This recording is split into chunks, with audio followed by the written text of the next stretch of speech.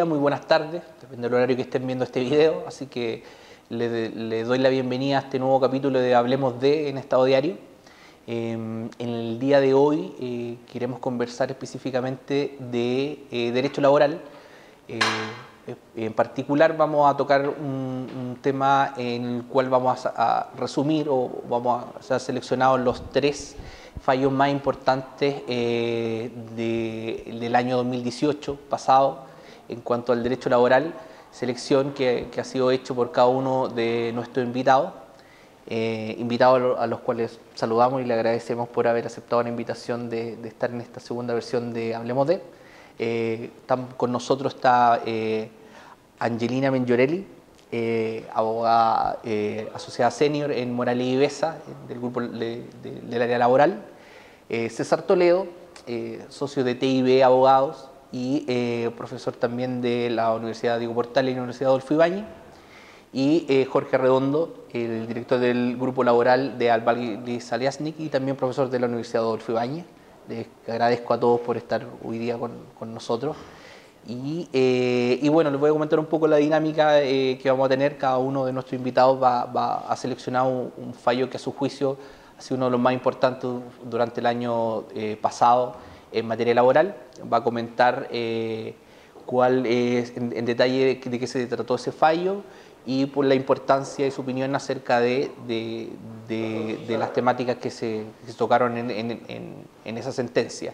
Y luego los otros 2 invitados nuestros van a poder comentar y hacer soporte al respecto.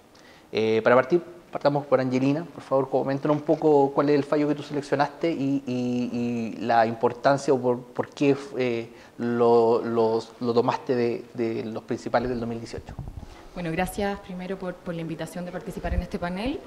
El fallo que elegí es el fallo dictado por la Corte de Apelaciones en el mes de octubre del año pasado, que declara ilegal el dictamen 3938/33, dictado en julio del año 2018 también por la Dirección del Trabajo, y que declara ilegal dicho dictamen por considerar, lo voy a explicar más adelante, que la Dirección del Trabajo excede sus facultades al otorgarle una calificación jurídica de instrumento colectivo a los acuerdos adoptados por los grupos negociadores.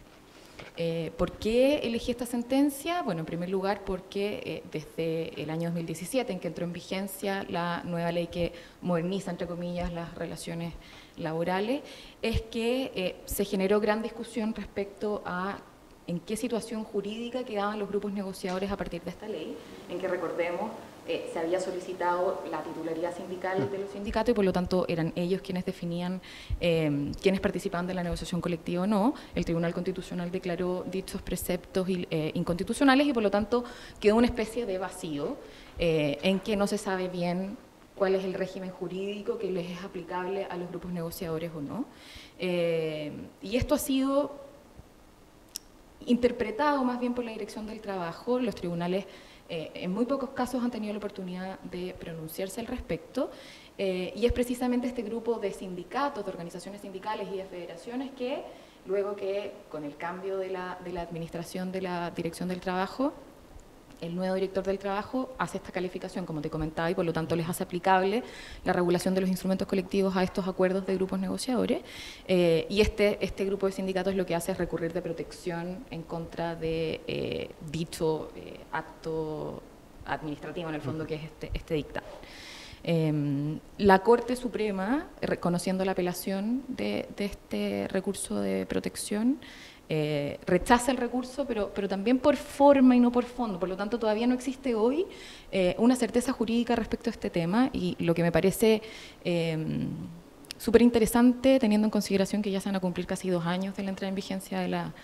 ley y que además, bueno, se está en el fondo informando que prontamente va a haber una nueva reforma a la reforma, que existen mesas de trabajo también viendo este tema, y por lo tanto me parece que es interesante analizar este fallo. Perfecto. Coméntanos un poco de cuál es tu visión del fallo en particular. ¿Cómo... Sí. Bueno, como comentaba al inicio de esta presentación, La Dirección del Trabajo en julio del año 2018, señala dentro de su dictamen que a raíz de la existencia de distintas normativas en el Código del Trabajo en que hacen alusión a los grupos negociadores, en particular el artículo 320 y el 324, que definirían en el fondo qué son los instrumentos colectivos e individualiza los acuerdos de grupos negociadores, es que la Dirección del Trabajo interpreta, según su postura, toda esta normativa que anda dando vuelta de manera dispersa en el código y por lo tanto dice, bueno, como son instrumentos colectivos, lo que debiese ocurrir respecto de estos acuerdos es que sean registrados por las direcciones del trabajo, que era algo que la administración del antiguo director del trabajo se negó a hacer y por lo tanto las empresas seguían, en mi experiencia, seguían suscribiendo estos acuerdos, pero la Dirección del Trabajo no los registraba y por lo tanto, si es que había una negociación colectiva después, los efectos que generaba que un trabajador perteneciera a un grupo negociador era bien incierto respecto a si podía o no podía participar en esta negociación colectiva. Y por lo tanto, una vez que Peñalosa emite este dictamen en julio, este dictamen es recurrido de protección, como te comentaba, por este grupo de organizaciones sindicales y la Corte de Apelaciones resuelve y, como te adelanté, en base a 3 argumentos, declara ilegal el dictamen. Y en el fondo lo que dice es que en este caso lo que hizo la Dirección del Trabajo fue más bien calificar jurídicamente la situación que ocurría con los grupos negociadores, con los acuerdos que suscribían los grupos negociadores, y ello excedía las facultades que exclusiva y excluyente tenía la Dirección del Trabajo, toda vez que esto quedaba por el ámbito de la reserva legal determinado a los legisladores, y por lo tanto no se hacía una interpretación, sino que habiendo este vacío, lo que hizo la Dirección del Trabajo fue decir, bueno, y por lo tanto acá yo lleno este vacío, en términos burdos lo estoy diciendo, señalando que se les aplica la normativa de los instrumentos colectivos y por lo tanto debe registrarse. Los sindicatos, el grupo de organizaciones sindicales decían que eso atentaba contra la igualdad de la ley porque en el fondo le estaba dando, ponía en una postura más beneficiosa a los grupos negociadores. Además se acumula otro recurso de protección en que también se indica otro grupo de sindicatos que se atentaría también contra la libertad sindical. Y esto se define en el fondo por la Corte de Apelaciones en que efectivamente se le da razón a las organizaciones sindicales y se declara ilegal este recurso. La Dirección del Trabajo apela y la Corte Suprema hace poquito, el 2 de enero, define que al no existir un derecho indubitado, es decir, acá no se logró acreditar que habían derechos fundamentales afectados, es que la vía no era recurrir de protección, sino que porque precisamente no había un derecho indubitado. No había un acto ilegal que perturbara, amenazara o privara el legítimo ejercicio de un derecho. Y por lo tanto, volvimos a foja cero, el dictamen dejó de ser ilegal, pero todavía no tenemos un pronunciamiento cierto de qué es lo que va a ocurrir con los efectos de los acuerdos celebrados por un grupo negociador. Ahora, en mi opinión, esta discusión jurisprudencial que se ha dado nos ha hecho, yo creo que, perder tiempo, porque en el fondo, tal como sostiene la Dirección del Trabajo, es la propia normativa que actualmente tenemos la que nos da luces de qué es lo que podemos hacer con los acuerdos de grupos negociadores. Y tal como lo comentaba al comienzo, hay normas que dicen por dónde podemos navegar. Y por lo tanto, la sobreregulación, yo no soy muy amiga de la sobreregulación, no sé qué opinan ustedes, pero esto va a significar que cuando la legislación o las relaciones laborales avancen de nuevo, vamos a tener que volver a hacer una nueva modificación para ver qué es lo que ocurre. Esto por un lado. Además, lo comentaba antes de grabar, esto ha sido resuelto ya por la Dirección del Trabajo y por magistrados en que se han pronunciado en que el hecho, precisamente en que los acuerdos de grupos negociadores revisten el carácter de instrumento colectivo y por lo tanto se le aplican estas normas. Y han dejado más o menos claro eso, ya sea en procedimientos de reclamación de legalidad de trabajadores que participan en una negociación colectiva, sin perjuicio de que no los excluye y podemos ahondar en eso más adelante, Pero el temor fundado que existía al comienzo de la entrada en vigencia de la ley es, bueno, puedo celebrar un acuerdo con un grupo negociador y después el grupo negociador se convierte en sindicato y bueno, voy a tener dos instrumentos colectivos en paralelo, ¿no? Bueno, ya hay fallos en que en el fondo no permitirían esta figura. Y lo otro que también es interesante, que lo dice la Corte de Apelaciones en su fallo, es que el artículo 420 en el fondo marcaría la competencia de los tribunales laborales para definir, o más bien para que se recurra en contra de las resoluciones de multa y las resoluciones que emite la Dirección del Trabajo. Entonces, la Corte lo que dice es, bueno, esa competencia específica de los tribunales laborales está radicado solamente a resoluciones y no a dictámenes. Y sin perjuicio de lo cual, en mi opinión, este tema también se resuelve precisamente mediante la justicia especializada que es la laboral, recurriendo en contra de las resoluciones, por ejemplo, que emita la Dirección del Trabajo precisamente en el marco de una objeción de legalidad de un proceso de negociación colectiva.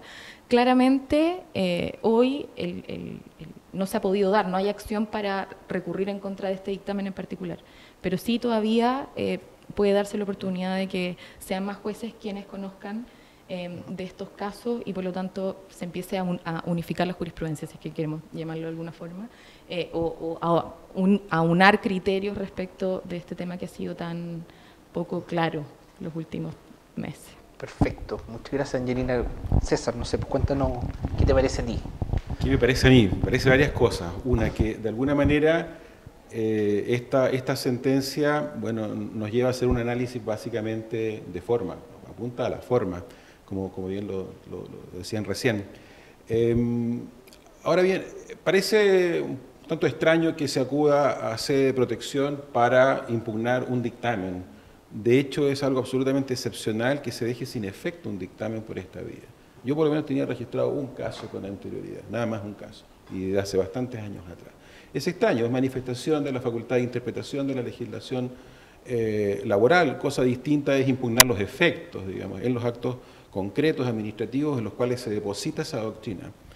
Entonces, bueno, ha quedado resuelto el tema a partir de esta sentencia de la Corte Suprema, no, y tampoco con la sentencia de la Corte de Apelaciones. De alguna manera, en el imaginario colectivo queda como, director del trabajo de la anterior administración estaba en contra de los grupos, ¿ya?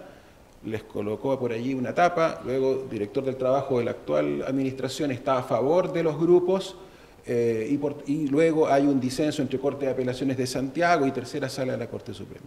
Es meramente formal. Es más, si uno analiza el dictamen concreto que ha sido objeto de discusión, aquí lo que está apuntando no es elaborar un dictamen marco sobre los grupos negociadores, es únicamente disentido de lo que había dicho el director del trabajo, Cristian Meri, en el sentido que no cabía registrar instrumentos llamados acuerdos de grupo negociador en las inspecciones del trabajo.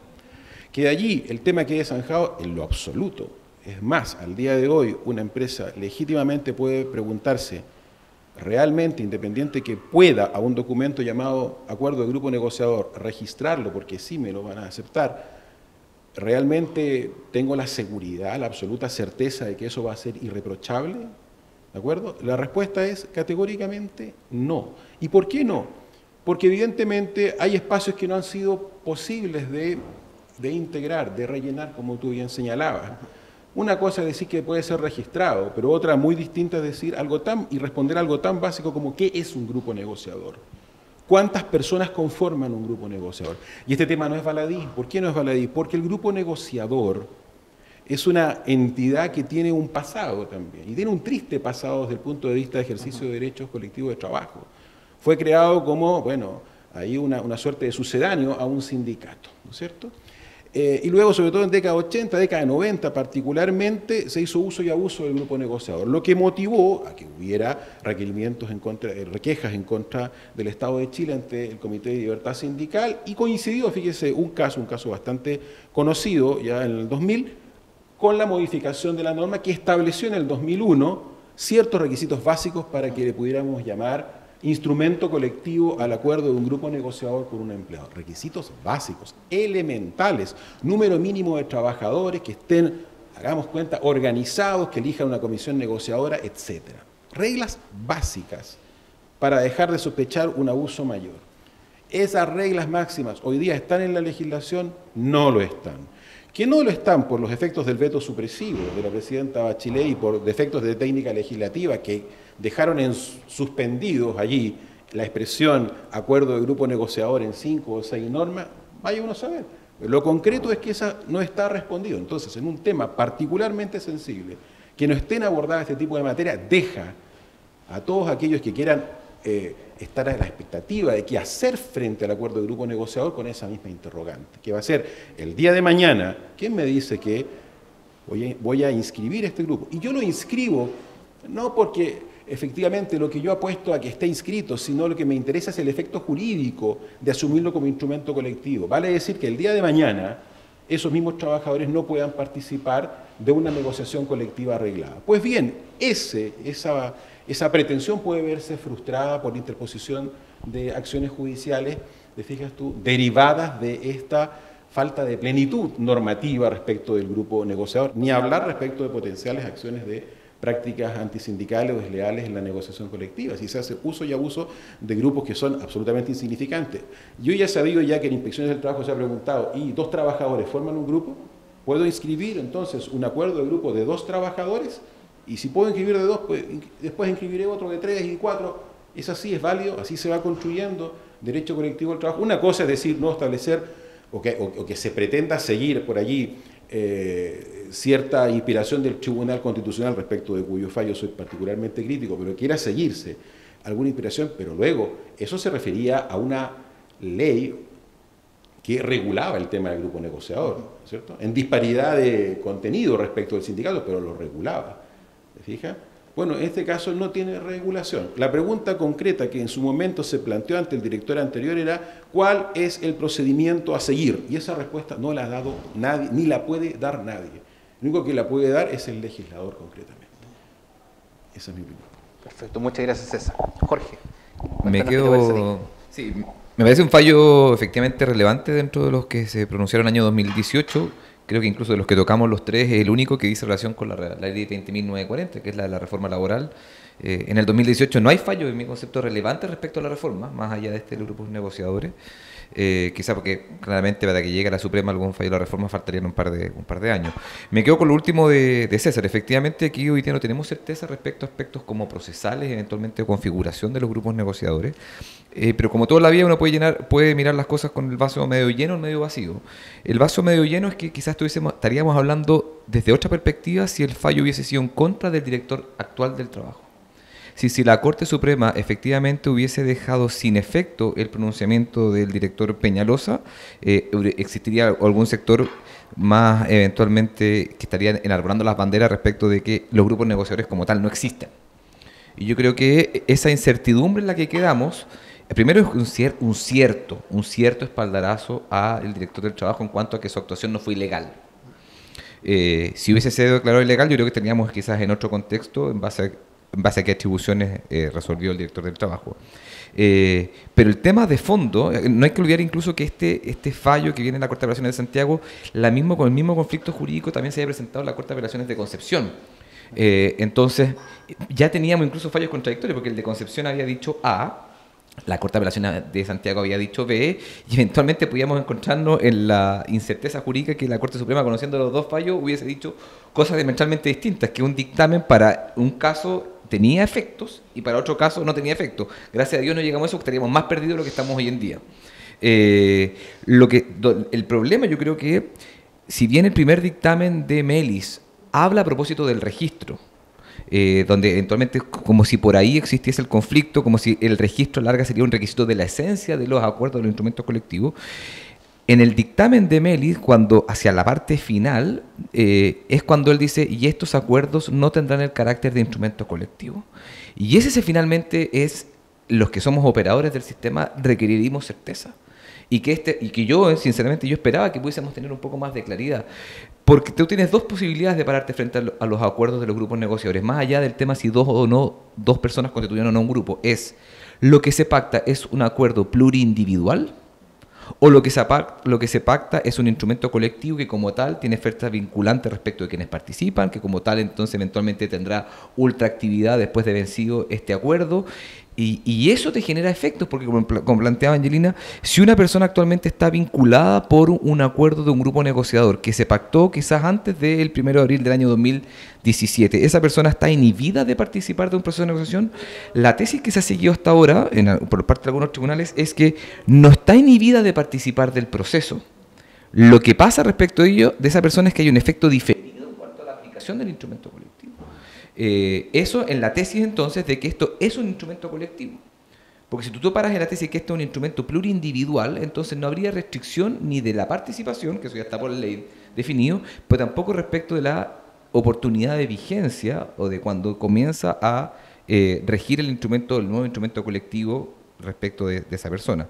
Entonces, a mí lo que me pasa respecto a este fallo es que tenía mucha más expectativa respecto a una resolución sustantiva de fondo. Creo que eso no se produce, efectivamente se resuelve por un tema más bien de forma. Fue en cierto modo noticia positiva para las actuales autoridades de la Dirección del Trabajo y quizás entonces eso en contrasentido a quienes estaban o propugnaban que los grupos de negociadores como tal no existían, pero los que estamos de este lado, los tres quizás con visiones distintas, lo que requerimos es saber efectivamente es lo procedimental, y ahí yo comparto con César. Yo creo que eso tiene que estar regulado vía el legislador. Entendemos que quizás hay una modificación en la reforma que se haga que se presente durante el mes de enero, y yo creo que esto es uno de los aspectos que debiese quedar regulado. Y como venga eventualmente regulado, es entonces el prisma del cual separa el Poder Ejecutivo, porque si solamente regula aspectos en cuanto a la conformación del grupo, es porque per se entonces le está dando el carácter de instrumento colectivo a lo que pactan. Y lo que viene entonces a hacer entonces es rellenar esta laguna en cuanto a la conformación, pero no al efecto vinculante de lo que pactan. Si en cambio se hace una modificación más sustantiva a la actual reforma laboral, parte entonces de la primicia de que lo que actualmente existe es un grupo difuminado que no tiene ninguna regulación sistemática y que lo que se pacta no tiene efecto vinculante para que los tienen. Por tanto, yo creo que también el mensaje que puede dar el proyecto de ley que se presente es qué visión se tiene actualmente de lo que está contemplado. No lo que se quiere regular hacia adelante, sino que cómo hoy día están contemplados los grupos negociadores. Perfecto. Muchas gracias, Jorge. Bueno, con eso concluimos la primera parte de este panel en el cual estamos conversando sobre los principales fallos laborales del año 2018 pasado. Así que, bueno, lo dejamos en la segunda sección. Vamos a revisar un siguiente fallo que nos va a comentar César. Nos vemos en el próximo video.